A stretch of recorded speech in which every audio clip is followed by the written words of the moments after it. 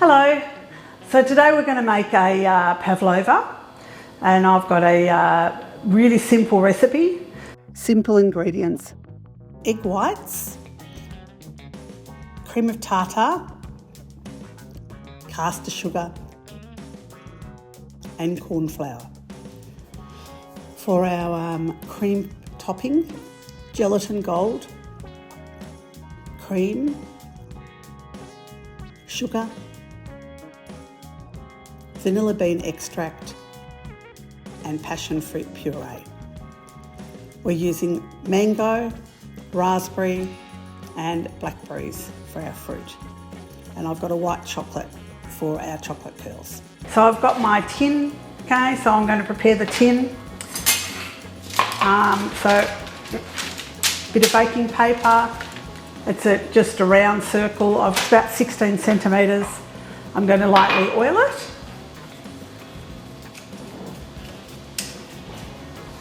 So let's move on to making our meringue. Okay, so I've got a whisk, egg whites.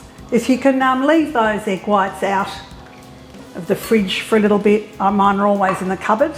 It actually gives you a much better meringue. Let's have a go.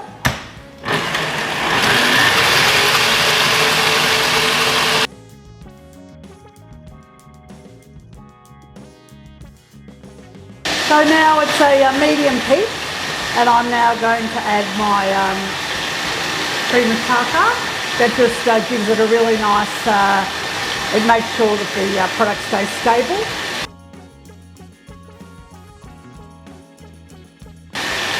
And I'm now going to start streaming in my sugar.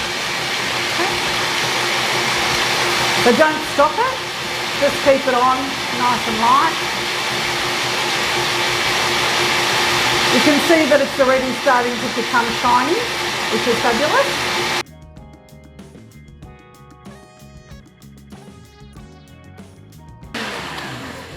Okay, so you can see that it's got really nice and light and beautiful shiny peaks.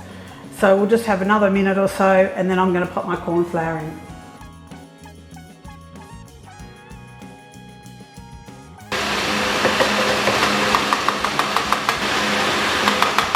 I'm going to get my spatula. I'm going to give it a quick, I'm just going to get rid of the cornflour around the sides.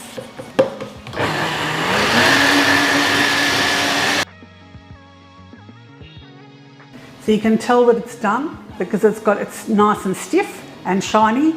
If you over aerate it, it won't work in your meringue and you'll end up with holes. Now with the meringue, we need to make sure that we actually push it right down. So we'll do the first half. And we're actually pushing it down so we have no air bubbles. Okay. So we're actually going to take the tin off to bake it.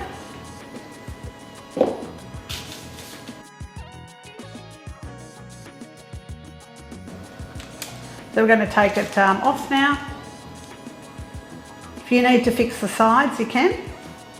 See if there's any holes, just go around and just give it a quick fix. Now, we're going to bring it up. It's a bit of a secret too with doing these, is make sure that you have the meringue up, okay, because it actually pushes the product to actually bake up. Okay, very important.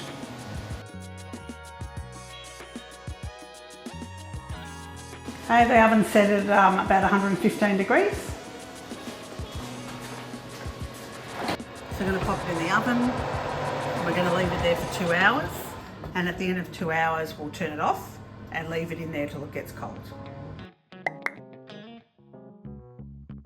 So we've got our cream in the mixer, and I'm going to mix it on a low speed until it's a nice light whip.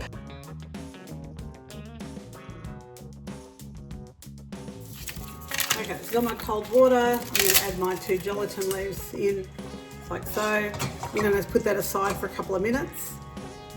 So I'm squeeze it out, get rid of the water. Okay, so I'm going to put the stove on, and we're going to have the gelatin on a low heat so that it doesn't actually touch the flame, but it just dissolves it. This will add a bit of stability, and the reason I'm doing that is because I've added moisture in by putting the passion fruit through. Okay, it's done. So I add some of the cream from here. My bowl, mix it. So we always have a like for like. And what that means is that if you've got a large amount of ingredients in the bowl, you always increase ingredients with your gelatin so that it actually can fold through well. Okay. So we've got our cream in the mixer, and I'm going to mix it on a low speed until it's a nice light whip. And I've got my passion fruit and my sugar as well.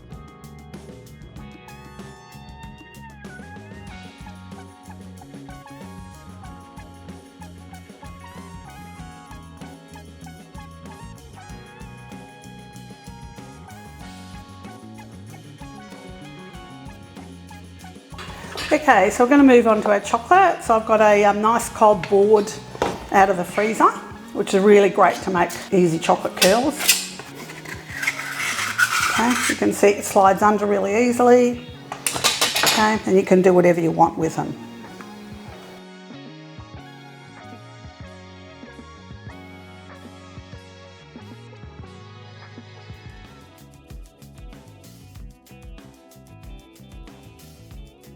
So I've got my pav and I'll cut my fruit up, okay? So I'm using mango,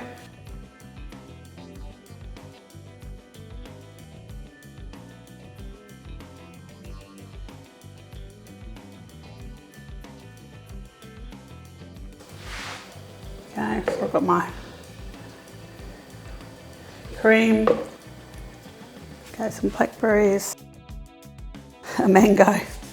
It's got nice, beautiful colours for summer and obviously for Christmas. All right, so now I'm going to pop my chocolate on. Okay, so you can do some, as I said, just do some big curls. Just looks pretty on the table, I think.